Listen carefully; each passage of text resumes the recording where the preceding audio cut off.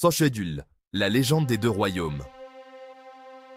Imaginez ceci, deux puissants royaumes, séparés par une vaste mer tumultueuse, chacun dirigé par un souverain sage et puissant. Mais la paix s'est faite insaisissable, les tensions bouillonnant comme une marmite sur le point de déborder.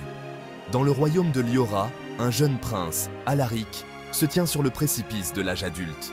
Fort, courageux, mais accablé par le poids de son destin. De l'autre côté des eaux tempétueuses, dans le royaume d'Elysia, la princesse Séraphina rêve de liberté au-delà des murs du palais.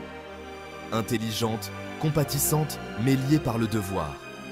Le destin, cependant, a ses propres plans.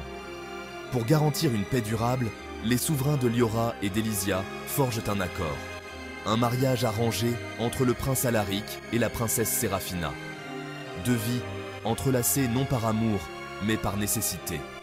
Le jour du mariage arrive, drapé de grandeur et de cérémonie. Alaric, vêtu d'une armure royale, s'avance, le cœur rempli d'incertitude. Séraphina, parée d'une robe du plus pur blanc, marche vers un destin qu'elle n'a jamais choisi. Leurs regards se croisent, deux étrangers liés par une promesse envers leur terre.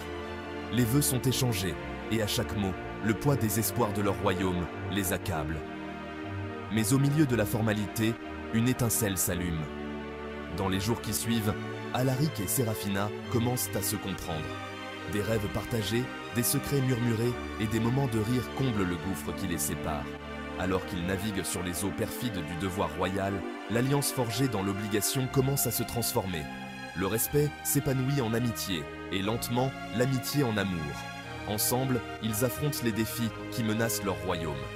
Leur lien, autrefois simple symbole de stratégie politique, devient un phare d'espoir, unissant leur peuple et garantissant un avenir où l'harmonie règne. Au final, ce ne sont ni le devoir, ni le destin qui les ont liés, mais une connexion profonde qu'aucun d'eux n'a vu venir. Alors, la prochaine fois que vous entendrez une histoire de mariage arrangée dans des royaumes anciens, souvenez-vous d'Alaric et de Séraphina.